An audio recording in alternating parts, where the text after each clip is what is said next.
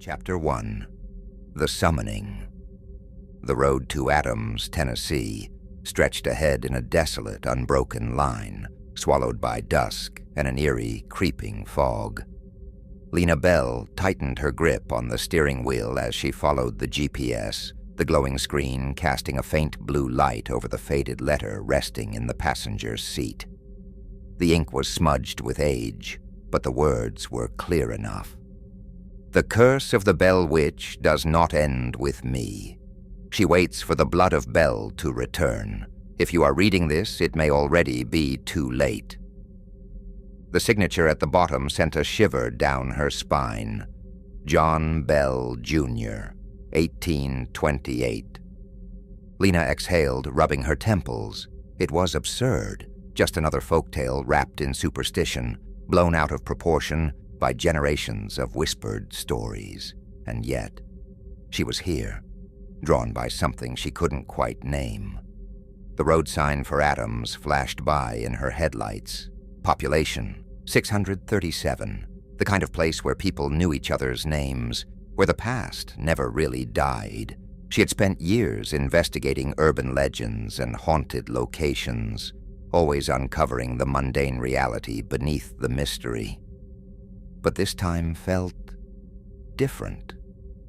She turned onto a gravel driveway that wound through a tangle of ancient trees, their skeletal branches clawing at the sky. At the end stood the Bell House, an old but well-kept farmhouse, its windows dark, its outline barely visible against the night. Lena parked and stepped out, gravel crunching beneath her boots. The air was thick, humid, carrying the scent of damp earth and decaying leaves. She hesitated before knocking. No response. She tried again, harder this time. Still nothing. Frowning, she tested the door. It creaked open. "Hello?" she called into the dimly lit hallway. Silence. She stepped inside, the wooden floor groaning under her weight. A single lamp in the corner flickered feebly, casting long shadows along the walls.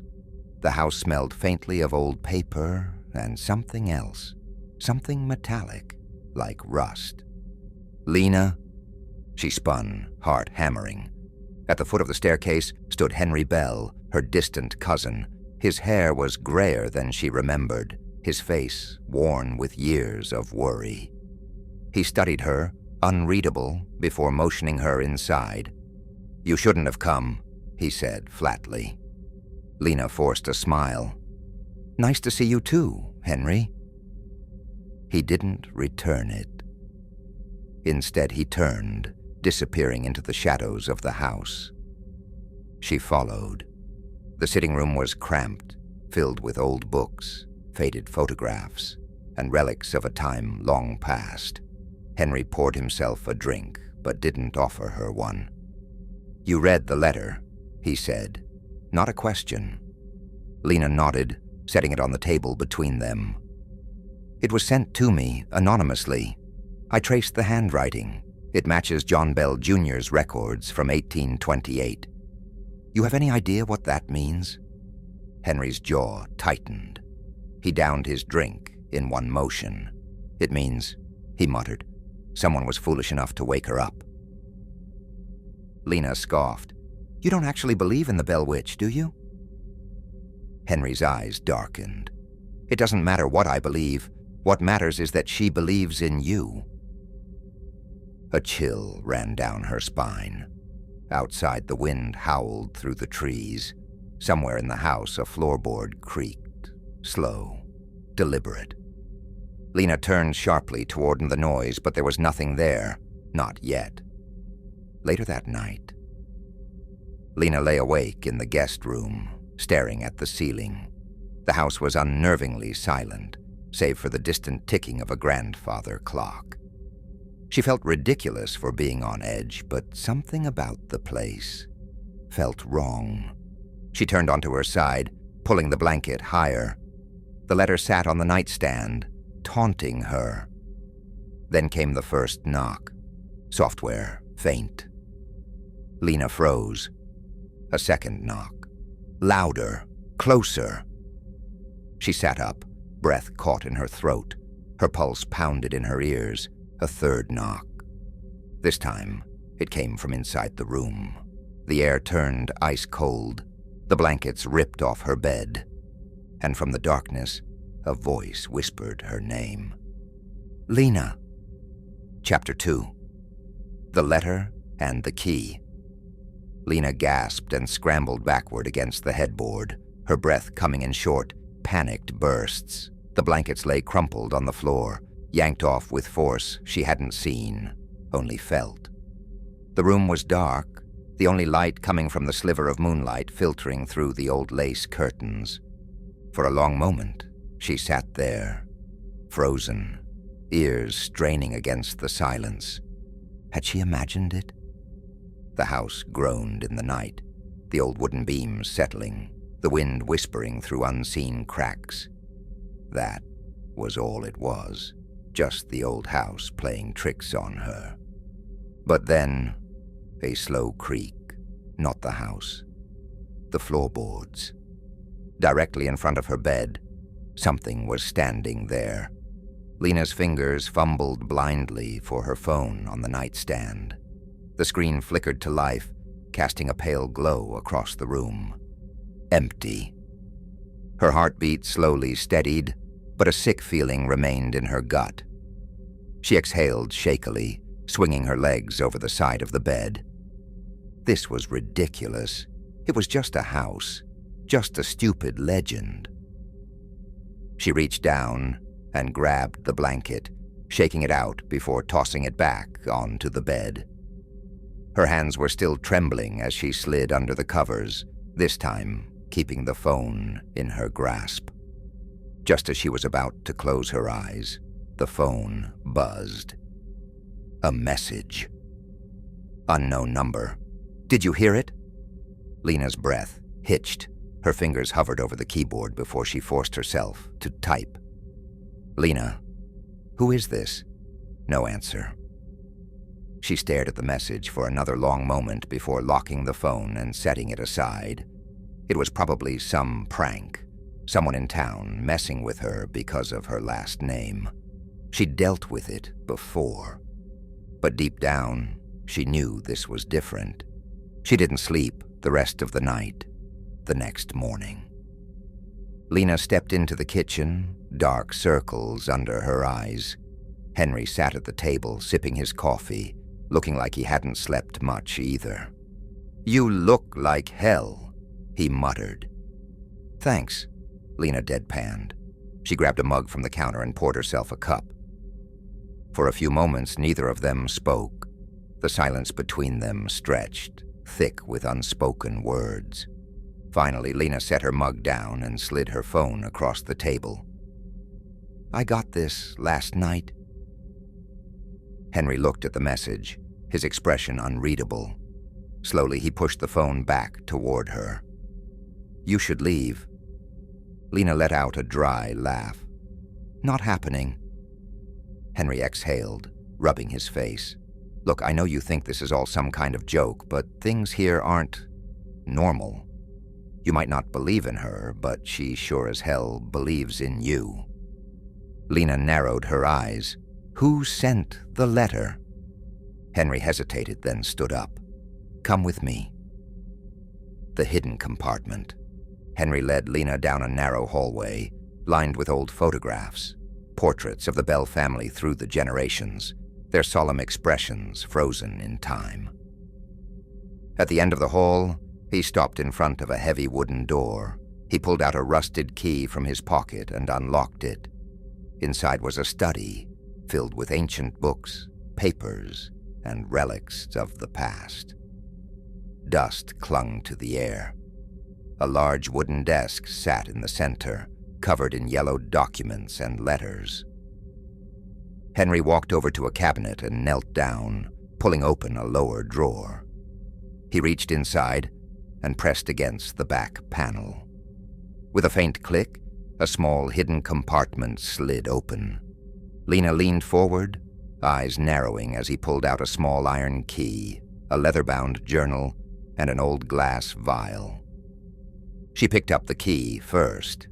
It was heavy, rusted, and bore strange, unfamiliar engravings. "What's this?" Henry didn't look at her. "The key to the Bell Witch Cave." A chill ran down her spine. "You're joking." He shook his head, setting the key down and opening the journal. This belonged to Betsy Bell. Lena stared at the old faded ink scrawled across the brittle pages. "She is waiting in the dark. Do not open the door beneath the earth." Her mouth went dry. "What door?" Henry pointed to the next page. It was a crude drawing of a cave, deep underground, with a heavy iron door built into the stone, chains wrapped around it, and beneath it was a single word, "Sealed." Lena's fingers tightened around the edges of the book. "This isn't real." Henry exhaled, leaning against the desk. "Then why did you hear the knocks last night?" She swallowed. No answer. The warning. That evening, Lena sat outside on the back porch, the old key heavy in her hands. The air was thick, humid, pressing against her skin like a warning. The town of Adams stretched beyond the trees, but she felt impossibly far from it, like she had stepped out of time into a world where the past still lingered, waiting. She turned the key over in her hands, tracing the strange engravings. What was it about this cave? Why had Betsy Bell written about it? More importantly, what was behind that door? Her phone buzzed again, another message from the unknown number. "You have the key. Now you must choose." A slow chill spread through her bones. She typed quickly. "Lena, choose what?" No response, but in the distance, just beyond the trees, she heard it again. 3 knocks, steady, slow. This time, they were coming from beneath the ground. Chapter 3. The 3 knocks. The knocking continued, steady, deliberate, impossibly deep beneath the earth. Lena's breath hitched. She turned her phone's flashlight toward the trees beyond the house, scanning the darkness. Nothing moved. Nothing made a sound. The world had fallen into a strange, suffocating silence. Her fingers curled around the rusted iron key in her palm. The weight of it felt heavier now, more real. She took a step toward the trees. A hand snatched her wrist. Lena yelped and spun around. Henry stood behind her, his grip tight, his face pale. "What the hell are you doing?" he hissed. "There's something out there," she whispered, heart pounding. "I heard. I know what you heard." The way he said it, low, urgent, made her stomach twist. Henry let go of her wrist and exhaled, running a hand through his graying hair. He looked past her, toward the trees, his jaw clenched. "You need to stop now, Lena, before it's too late." Her fingers curled around the key. "Tell me what's behind that door." Henry's eyes darkened. Nothing that should ever be let out. The cave's secret. Lena barely slept that night. The knocking didn't return, but the silence was worse. The next morning, she left the house before Henry could stop her. She parked her car near the Bell Witch Cave, an overgrown trail leading into the dense woods. The entrance loomed ahead, a dark, gaping mouth of stone, its edges worn with time. A no trespassing sign was nailed crookedly to a wooden post. It looked old, almost forgotten. Lena hesitated. Then she pulled out the rusted iron key. Something about it felt familiar in her hands, as if she'd held it before in another lifetime. She took a deep breath and stepped inside. The air inside the cave was damp and stale, thick with the scent of earth and something else, something old. Her footsteps echoed as she moved deeper, her flashlight beam trembling along the rock walls. Strange symbols were carved into the stone, crude and jagged. Some looked like warning signs, others looked like prayers. and then she saw it. The door. It stood at the far end of the cave, an iron door, massive and rusted, chained shut. It was built directly into the stone, like it had been there for centuries. Her pulse pounded in her ears. Lena stepped closer, lifting the flashlight. There were words scratched into the metal, almost illegible beneath the rust. "Do not open." Her breath came faster now. Her fingers trembled as she reached toward the lock. The key in her pocket grew warm, then a whisper, right behind her. "You have come at last." Lena whipped around. Her flashlight flickered. The cave stretched into blackness, empty, yet not. Something shifted in the dark. She wasn't alone. A shadow moved just out of reach of the light. It was the shape of a woman, but wrong. Too tall. Too still. Then it tilted its head, and the voice, soft, smooth, and full of something ancient, spoke again. "You carry his blood." Lena staggered backward, her spine pressing against the iron door. The chains rattled. The shadow moved closer. "You must finish what was started." Her heart thundered. The key in her hand burned against her skin. The iron door trembled, and then the knocking began again. This time, it came from the other side. Something was inside, and it wanted out. Chapter 4. The Bargain. The knocking grew louder. Lena's breath hitched as the iron door shuddered, the rusted chains rattling violently. Someone was behind it, pounding to be let out. Her legs screamed for her to run, but she couldn't move. She was trapped, her back pressed against the cold metal, her fingers still clutching the iron key that had led her here. Then the shadow stepped forward. It didn't move like a person. It glided, its form flickering in and out of existence like a bad signal struggling to hold its shape. The voice, smooth and unshaken, curled around her like a snake. "You hold the key." Lena gritted her teeth. "Stay the hell away from me."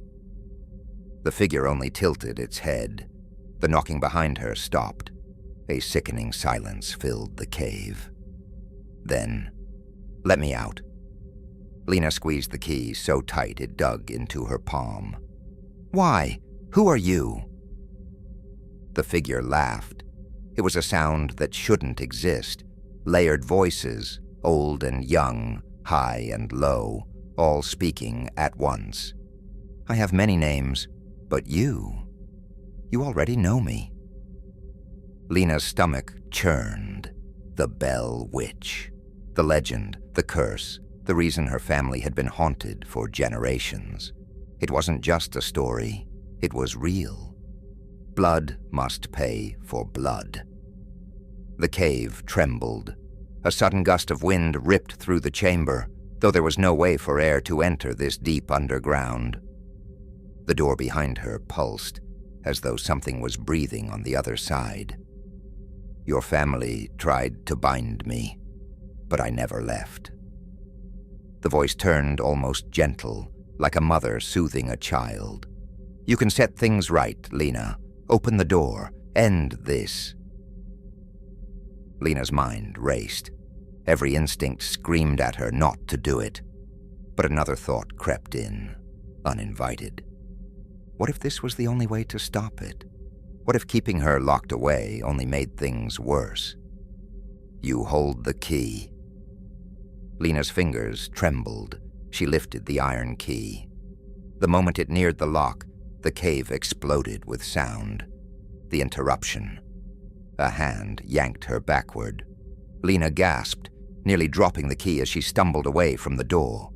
"Don't!" She spun. Henry stood behind her. His face was pale, his chest heaving as if he'd sprinted all the way here. "How did you—" "I knew you'd come." His voice was sharp, urgent. "You don't know what you're doing." Lena turned back toward the door. The chains were moving on their own, sliding against the iron as if they were being unraveled from the inside. "I have to stop this," she said, voice barely above a whisper.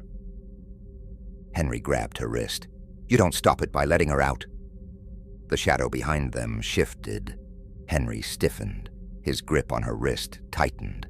Lena's mouth went dry. "You see her?" Henry nodded slowly. "I've seen her my whole life." The cave groaned.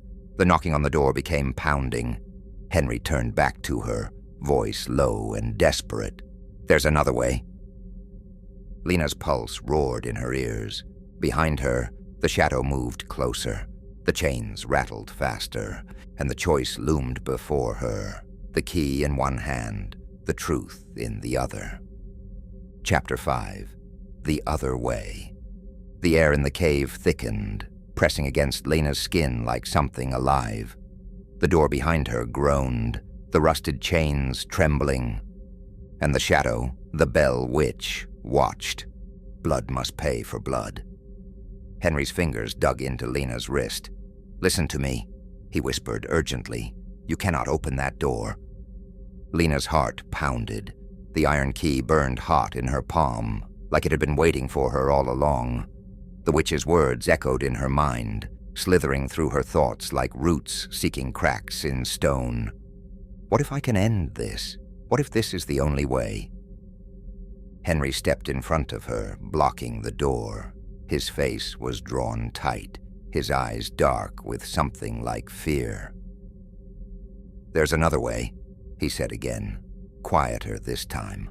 Lena stared at him. "What do you mean?" Henry swallowed. The witch was never meant to be sealed here. He exhaled, his breath shaky. She was meant to be destroyed. The chains rattled violently. The ground beneath them shifted. The shadow hissed. "Lies!" Lena's pulse spiked. The cave shook as the whisper filled the air, curling around them like a storm. Henry didn't flinch. "The door doesn't hold her," he said, his voice steady. "It feeds her." Lena's throat tightened. "That doesn't make sense." Henry turned toward her, his expression grim. "She's bound to this place, Lena, but the seal is a prison, not a grave. As long as she's locked inside, she's never gone." "Blood must pay for blood." The whisper came from everywhere. Lena's grip on the key tightened. Henry took a step closer, his voice lowered to a whisper. "You don't break a curse by giving in to it. You break it by finishing it." The shadow moved. The door shuttered, and Lena knew the choice had to be made. The ritual. Henry pulled something from his pocket, a small rusted dagger. Lena's stomach lurched. "What the hell is that?" Henry met her eyes. "It's how we stop this." The dagger was old, its blade tarnished with time. Symbols, the same ones carved into the cave walls, ran along the handle. Lena took a step back. "You expect me to—" "Not you," Henry said quickly. He turned the blade in his hands. "Me." Lena's blood ran cold. No way. Henry's jaw tightened. Someone has to undo the binding, someone of Bell blood. He pressed the dagger into her hands. "Cut the mark from my palm." Lena stared at him. "What?" Henry took her wrist, turning his hand upward. On his palm, a symbol was carved into his skin. It was old. Too old. Lena's breath hitched. "That's—" Henry nodded. "I was born with it." The air grew heavier. The witch's shadow flickered. "He speaks the truth." Lena's heart slammed against her ribs. This was insane. She couldn't cut her cousin. She couldn't believe in rituals and curses and— Blood must pay for blood. Henry squeezed her hand. His voice was steady. "Lena, you have to finish it." The ground shook. The chains snapped. The iron door began to open, and Lena had seconds to decide. The dagger trembled in her hands. The shadow loomed closer. Henry closed his eyes, and Lena raised the blade. Then, darkness. Chapter 6, The Price of Blood. The darkness swallowed her whole. Lena felt herself falling, though her feet never left the ground. A cold unlike anything she had ever known wrapped around her, pressing against her skin, seeping into her bones. For a moment there was nothing, no sound, no air, no time. Then, the whisper. "It is done." Lena gasped, her body jerking upright as if she had been submerged in deep water. Her eyes snapped open, but the cave was different. Silent, still, empty. The door was closed, the chains were gone. And Henry lay motionless on the cave floor, his face pale, his eyes closed. Lena's hands were sticky, warm, wet. She looked down. Blood. Her breath hitched. She staggered backward, her pulse roaring in her ears. The dagger lay on the ground between them, its tarnished blade coated in red. Lena's vision blurred. No. She hadn't meant to. Her hands trembled, her lungs squeezed. She turned wildly toward the door, sealed. The air was still, the weight of the witch's presence gone. But at what cost? Lena dropped to her knees beside Henry, her fingers pressing desperately against his throat. A pulse. Faint. Slow. But there. Relief slammed into her. He was alive, barely. Lena's breath came hard and fast, her head swimming. She looked at the symbol carved into Henry's palm. It was gone. The scar that had been there since his birth had vanished, as though it had never existed. A trade, blood had paid for blood. And the witch was silent, for now. The uncertain end. Lena didn't remember leaving the cave. The next thing she knew, she was standing outside, the first hints of dawn breaking over the trees. Henry was beside her, weak but breathing. The key was gone. The door was buried. And in the morning light, the Bell Witch was nothing more than a story again. Or at least, that's what Lena told herself. But as she turned toward the Bell House, something cold curled through the air. A whisper, so soft she almost didn't hear it. "I do not forget." Lena froze.